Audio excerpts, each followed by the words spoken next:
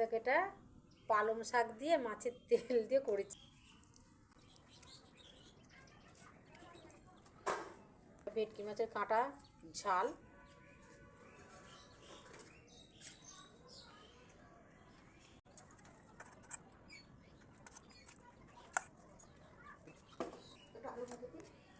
দেখো এটা ভোলা মাছের ঝাল,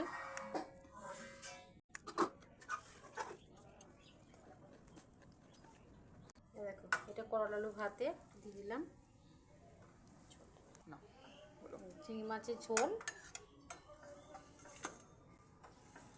বড় বড় পেঁপে দিয়ে কাঁচকলা দিয়ে আলু দিয়ে ঝোল,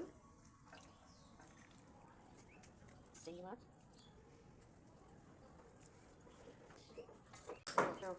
আমার থালা রেডি দুপুরে চিংড়ি মাছের ঝোল দিয়ে। তারপরে যা যা তরকারি করেছি সবই দিয়ে দিয়েছি।